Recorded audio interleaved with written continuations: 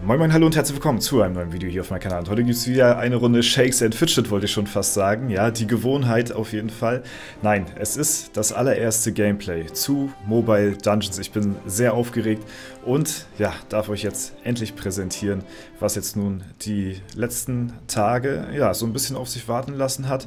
Heute ist der offizielle Release Day von Mobile Dungeon und damit vor... ja, ich glaube 1-2 Stunden offiziell im Play Store, iOS überall verfügbar. Steam kommt auch noch im Anschluss, aber jetzt sind erstmal die zwei Plattformen damit abgedeckt. Und ja, ich habe mich rangesetzt, ich habe es direkt gedownloadet aus dem Play Store, habe die ersten 20 Minuten aufgenommen, die ihr jetzt gerade hier auch im Hintergrund seht. Und die gehen wir jetzt mal gemeinsam zusammen durch. Was uns das Spiel so ja, verrät bis dahin, ist auf jeden Fall... man wird erstmal so ein bisschen an der Hand genommen. Ja, es ist so ein kleines Tutorial, was man jetzt hier erstmal durchläuft. Natürlich, man hat hier so seine Charaktere, die einem bekannt sind. Shakes, Fidget kommt nachher auch noch mit dazu. Und von vornherein lässt sich erstmal so sagen, das Game an sich ist ein rundenbasiertes, ja, Strategie-Game. Man kann auch so ein bisschen sagen, so ein kleiner Autofighter beziehungsweise Autobattler ist es halt, wo man zwischen den Runden, wie ihr hier bereits schon sehen könnt, turn-based halt eben seine Fähigkeiten aussuchen kann. Man bekommt nachher später noch mehrere Begleiter. Einen davon, den wählen wir uns jetzt gerade aus. Ja, unten seht ihr auch immer so ein paar kleine Texte, die euch dann Shakes halt eben sagt. Und ja, jetzt sind wir hier schon bei der Auswahl unserer 3 Standardklassen, kann man so sagen, angekommen. Ne, hier ist halt die Qual der Wahl. Für wen entscheide ich mich wohl? Ja, für die, die mich schon länger kennen, die wissen natürlich, dass ich halt, ja, entweder Kundschafter, Krieger oder Magier, dass ich mich da auf jeden Fall für den Magier entscheide. Schreibt mir mal gerne in die Kommentare, für welche Klasse ihr euch entschieden habt. Auf jeden Fall sehen wir jetzt hier heute erstmal das Gameplay von dem Magier und, ja, der Kundschafter und Krieger musste leider an der Stelle leer ausgehen. Ja, aber so ist das halt. Jo, ansonsten kommen wir nach dem ersten kleinen Tutorial, wo wir uns mit den Kämpfen vertraut gemacht haben, dann schon zu einer Map. Das ist immer noch die Tutorial-Map, wo wir immer noch so ein bisschen an der Hand genommen werden, wofür eigentlich diese ganzen Statistiken und Zahlen sind und so weiter und so fort. Da unten sehen wir jetzt schon, können wir unser Team zusammenstellen. Shakes fällt nachher erstmal weg und ja, nachdem er das Tutorial mit uns durchlaufen hat, kommen wir dann später nachher in die Stadtansicht rein und da ist eigentlich dann, da spielt sich dann quasi der Hauptaspekt von Mobile Dungeon ab. Da hat man dann quasi wie in Shakes and Fidget auch eine Stadtübersicht, wo man zwischen den verschiedenen Gebäuden hin und her switchen kann. Das zeige ich euch nachher auch alles. Übrigens, falls ihr einen Shakes and Fidget Account habt, dann braucht ihr euch hier für das Spiel nicht extra einen neu erstellen oder registrieren. Ihr könnt euch mit eurem Shakes and Fidget Account plus Passwort ganz einfach, ganz easy auch hier in der App ja, registrieren, euren Account verknüpfen und dann seid ihr hier schon direkt am Start. Ja, und ihr habt es ja dann gesehen, dann könnt ihr euch hier in-game noch einen Namen aussuchen und dann geht es auch schon direkt los. Ja, hier sieht man jetzt zwischen den 3 Fähigkeiten, wenn man einmal da drauf drückt, dann greift er direkt an. Wenn man jetzt zum Beispiel gedrückt hält, dann kann man sich noch durchlesen, wofür die Fähigkeit eben gut ist. Das kann verschiedene strategische Vorteile enthalten, deswegen sollte man auf jeden Fall gucken, dass man ja auch die richtige Fähigkeit im richtigen Moment einsetzt. Also natürlich ist es irgendwo auch ein bisschen strategisch herausfordernd, denn es gibt zum Beispiel ja, wie bei allem eigentlich, ne? Man kann es jetzt auch auf Pokémon irgendwie gleichziehen. Wenn man jetzt, keine Ahnung, man kann zum Beispiel auch Attacken einsetzen, die eventuell ja, sein Team verstärken, so, dann verzichtet man halt eben darauf, den Gegner in diesem Zug eben Damage zuzufügen, sondern man denkt erstmal so auf Long Term, man pusht seine Begleiter, sein eigenes Team, um halt eben eventuell auf lange Sicht mehr Schaden austeilen zu können, als eben ja, jetzt nur kurzfristig eine Fähigkeit auszusuchen. Das war jetzt zum Beispiel von mir ein Flächenschadenangriff, weil halt eben, ja, wir gegen 2 Gegner gekämpft haben. Einer davon war schon relativ low, deswegen habe ich die Fähigkeit auf den gesetzt und jetzt nochmal eine Heldenklinge, so heißt es hier jetzt bei Shakes, nachgesetzt, um halt eben den einzelnen Gegner jetzt noch mal komplett auszuschalten. Nach jedem Fight bekommen wir ein bisschen Loot, Belohnung, XP, Gold und ja, das ist im Tutorial erstmal noch nicht weiter großartig von Bedeutung, aber da oben sehen wir zum Beispiel schon ganz oben in der Leiste ein paar Biere, Gold und links die Kristalle. Das wird dann nachher später auch die Ingame-Währung werden. Das Bier ist quasi eure Abenteuerlust, die ihr aufladen könnt. Und hier kommen wir jetzt meines Erachtens nach zu dem Feature, was Mobile Dungeon so ein bisschen ausmacht irgendwie, finde ich persönlich. Denn man kann zwischen den einzelnen Etagen und Etappen seine Karte aufschlagen und so ein bisschen innerhalb des Dungeons sich halt selbst aussuchen, welchen Weg man jetzt gehen möchte.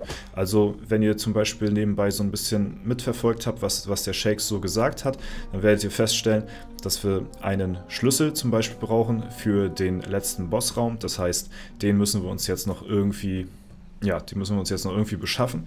Und dazu müssen wir halt erstmal den Dungeon erkunden. Dazu haben wir halt die Map, die wir zwischen den Kämpfen halt aufschlagen können. Hier lese ich mir gerade nochmal die Fähigkeiten durch, welche jetzt für diese Situation jetzt am besten geeignet ist. Wie gesagt, würde ich euch auch immer empfehlen, das vor jedem Angriff zu machen.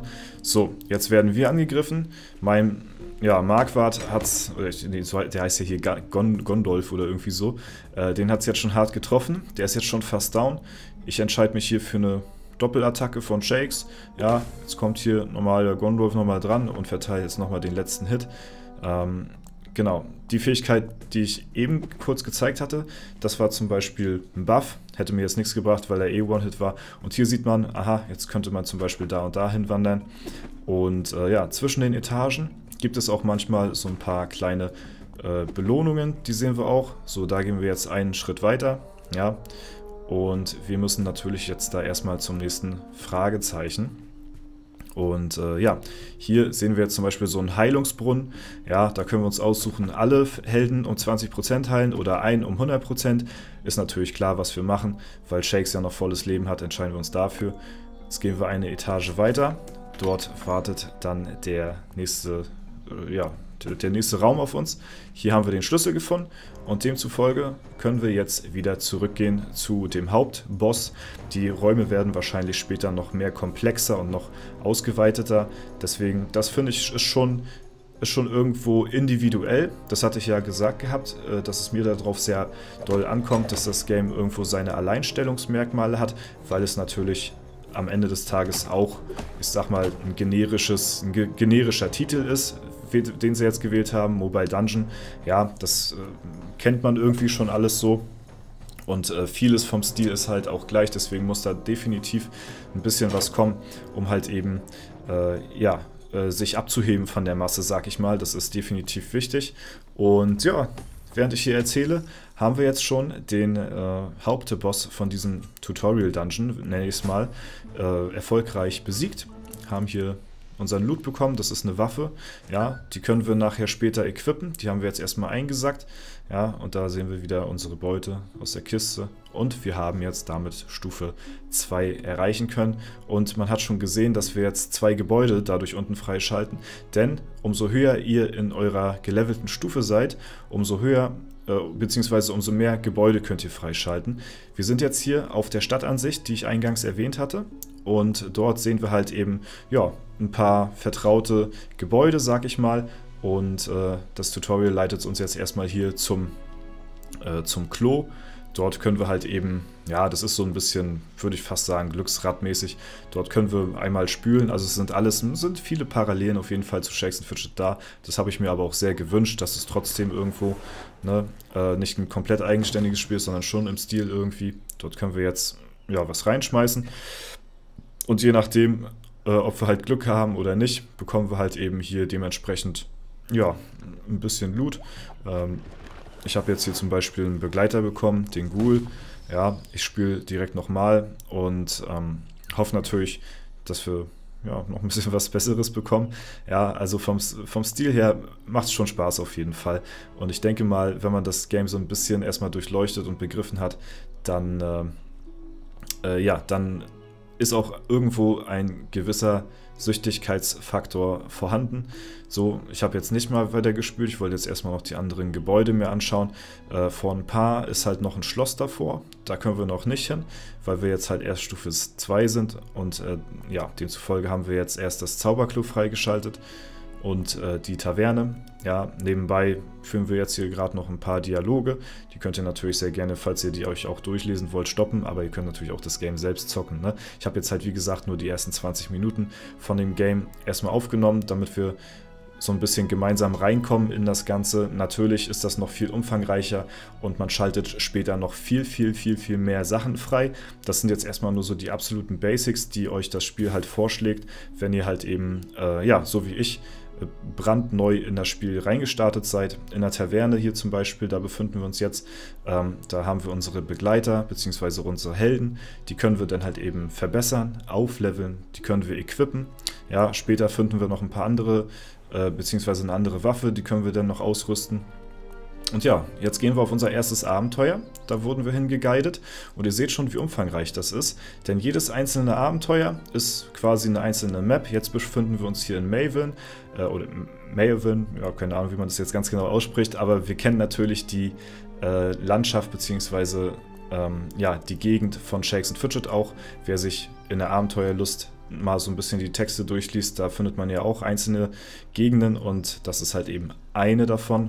Und ja, da gucke ich mir jetzt gerade mal so ein bisschen die Map an und wir können halt eben ganz unten starten. Da habe ich jetzt drauf gedrückt. Ne, wir haben es erstmal noch, stimmt, ich wollte mich erstmal noch umgucken, was es noch gab hier auf der, ja, auf der Stadtkarte sozusagen. Da habe ich ein bisschen nach links und rechts gescrollt. Der Schwarzmarkt ist quasi der Ingame-Shop. Da musste ich natürlich auch sofort reingehen. Ja, das ist das Erste. Und dann erstmal komplett alles leer kaufen. Ja, also da wollte ich erstmal gucken, was die momentan hier gerade drin haben. Ich habe auch versucht, so ein bisschen Information. Da ist ja so ein kleines i rechts unten an der Seite von jedem Tab. Da hat man noch leider keine einzelnen so krassen Informationen, was einen das jetzt genau bringt. Ist aber auch noch ein bisschen unübersichtlich alles, weil wir ja noch gar nicht wissen, was für was großartig gut ist. Was ich gesehen habe, da unten gibt es ein kostenloses Geschenk. Das würde ich euch auch empfehlen, in den Schwarzmarkt zu gehen. Und da bekommt ihr halt eben auch kostenlosen Loot. Also hat sich definitiv auch schon mal gelohnt, hier zumindest mal vorbeizuschauen. Und ja, hier sehen wir halt eben die Kristalle. Das sind, glaube ich, auch die schwebenden Kristalle, wenn ich mich nicht täusche, aus der Stadtansicht in Shakes & Fidget, haben jetzt vielleicht doch eine Bedeutung. Oder die Kristalle vom Schmied, wenn man die, ja, Gegenstände zerlegt, das kann natürlich auch sein. Kommt zumindest mir bekannt vor irgendwie. Und ja, man sieht ja auch schon, ein paar Gebäude fehlen noch. Die werden eventuell noch in Zukunft ja, gepackt irgendwie. Also da ist definitiv noch mehr Spielraum für noch mehr Content in Zukunft. Ja, und ich hatte mir jetzt erstmal noch so ein bisschen die Fenster links oben durchgeschaut, wo man draufklicken kann, seinen Held. Dann hat man hier seine Dailies, die man jeden Tag abschließen kann. Ja, die habe ich mir dann auch nochmal angeschaut. Also das sind wahrscheinlich, ist so ein bisschen das, was man vielleicht so täglich machen kann, um halt eben das Maximale rauszuholen. Man kann wahrscheinlich auch noch deutlich mehr machen, je nachdem, je nach eigenem Ermessen, sag ich mal. Jetzt bin ich erstmal nochmal wieder zurück in die Taverne, bevor ich das Abenteuer antrete. Und ich habe jetzt erstmal noch geguckt, was können wir hier machen. Ja, also habe erstmal geschaut, Fähigkeiten, Talente gibt es hier. Da kann man, ist so ein Skilltree, die kann man dann noch in Zukunft so ein bisschen weiter ausbauen. Ne? Also es ist schon recht umfangreich auf jeden Fall. Das ist die Spinne, die wir jetzt aus dem Klo bekommen haben. Ja, die natürlich auch ihre eigenen Fähigkeiten hat, ihre eigenen Skilltrees und so weiter und so fort. Und ja, habe jetzt erstmal mein Gondolf ein bisschen erhöht und halt eben jetzt auch die Waffe equipped, ne, wie man da links oben zum Beispiel im Slot sieht, die wir jetzt aus der Kiste bekommen haben. Ja, deswegen würde ich euch auch empfehlen, bevor ihr auf Abenteuer geht, erstmal so gut es geht, erstmal schauen, dass man seine Begleiter und seine Helden erstmal auflevelt, ja. So, dann da unten die einzelnen Tabs, da gibt es halt noch mehrere Karten bzw. Gegenden, wo man hingehen kann. Und ja, jetzt kommen wir wieder zum Hauptaspekt des Spiels, halt eben der Kampf. Wir können vor jedem Kampf unsere Begleiter aussuchen. Das sehen wir hier oben, sehen wir die Gegner, die auf uns zukommen. Und wir können halt, wie ihr rechts unten sehen könnt, auf Start drücken. Dort verbrauchen wir halt eben unsere Abenteuerlust, sprich das Bier. Links daneben hatten wir einen Tab mit Sanduhren gesehen. Ja, die kann man sich wahrscheinlich auch im Shop kaufen oder so. Ne? Und das Bier wird wahrscheinlich regeneriert über Zeit, denke ich mal. Und ja, darüber kann man halt eben pro Tag irgendwo bis zu seinem Limit kämpfen. Und wenn man wahrscheinlich kein Bier mehr hat, dann kann man wahrscheinlich auch mit den Sanduhren, denke ich mal, weiter agieren. Bin ich mir jetzt aber noch nicht ganz genau sicher, weil ja, mehr habe ich bisher auch noch nicht zum Spiel gesehen als das, was wir jetzt hier gerade gemeinsam durchleuchten. Ja, jetzt kämpfen auch zum ersten Mal unsere 2 weiteren Begleiter, die wir ausgewählt haben. Natürlich sind das jetzt erstmal wahrscheinlich so eine Standardbegleiter zum Anfang, die man ja so mäßig bekommt. Da kann man wahrscheinlich später noch wechseln und noch deutlich stärkere bekommen. Ich habe jetzt auch nicht erstmal so einen Fokus auf die gelegt, sondern erstmal nur meinen Gondolf verbessert, weil ich glaube, der wird später einer meiner Hauptbegleiter so, und die wir jetzt einfach so random aus dem Klo bekommen haben, okay, die sind nice to have, aber da lege ich jetzt erstmal persönlich noch keinen weiteren Fokus drauf, beziehungsweise ja, verschwende da jetzt irgendwie nicht meine Ressourcen dran. Da bin ich dann doch schon immer recht sparsam, dass ich, bevor ich irgendwo das Spiel begreife und sehe, aha, in diesen und diesen Kategorien kann ich da dann vielleicht deutlich mehr rausholen, als wenn ich jetzt irgendwie schon übereifrig, sag ich mal, meine Begleiter-Level, die später vielleicht noch gar keinen großartigen Wert für mich darstellen. So, ne? Ja, zum Anfang kommt man ja wahrscheinlich sowieso relativ easy voran. Ich bin jetzt auch bisher noch kein einziges Mal gestorben. Ja, also von daher ist noch alles relativ easy, kann man noch einigermaßen so überall durchgehen. Ja, jetzt kämpfen wir wieder gegen 2 Gegner, also entscheide ich mich hier auch, glaube ich, wieder für eine Attacke, die auf beide Gegner rüberspringt. Man kann sich immer ein Ziel dann aussuchen und auf den anderen geht es dann auch rüber. Ja, und deswegen, jetzt haben wir Stufe 3 erreicht und damit auch den Aufgabenbereich Aufgaben haben wir jetzt freigeschaltet. Das ist das kleine Gebäude da rechts unten, wo ich jetzt gleich raufgehe. Geht er jetzt da geht er drauf jetzt. So. Und hier haben wir auch weiterhin unsere täglichen Aufgaben oben, plus halt eben so ein kleines Achievement-Log, wo man ja bestimmte Sachen immer sammeln kann. Zum Beispiel hier haben wir jetzt schon 3 Helden, besitzen wir, und dann sammeln wir so ein paar Medaillen, um halt eben unsere Rewards dann auch dadurch zu bekommen. Umso mehr Medaillen man bekommt, umso mehr schaltet man halt eben frei. Ja, jetzt bleibt uns nichts weiter übrig, als erstmal noch auf die Abenteuer weiterhin zu gehen. Ihr seht oben, mein Bier verringert sich immer weiter. 76 haben wir jetzt nur noch. Ja, das Gold habe ich jetzt noch nicht weiter investiert, und rechts unten seht ihr 5 Bier brauchen wir, um die nächste, um das nächste Abenteuer zu starten. Ja, also ihr habt am Tag wirklich nur ein paar begrenzte Möglichkeiten, sage ich mal, free to play zumindest, voranzukommen. Und ich denke mal, wie gesagt, wenn man sich im Shop so ein paar Dinge kauft, dann kann man eben auch solche Wartezeiten überbrücken. Das ist ganz normal für solch ein Game. Ja, das gibt es in zahlreichen anderen Games auch. Mal gucken. Es ist natürlich Pay to Win, irgendwo kann man sagen, aber wir müssen mal schauen, wie es nachher ist, wenn wir uns ein bisschen höher gelevelt haben. Ich habe da ja schon sowas wie eine Ehrenhalle und Arena schon gesehen als Gebäude. Also man kann sich wahrscheinlich später auch mit anderen Spielern irgendwo messen und behaupten. Da werden wir dann gucken, wie weit das denn von Bewandtnis ist, sag ich mal.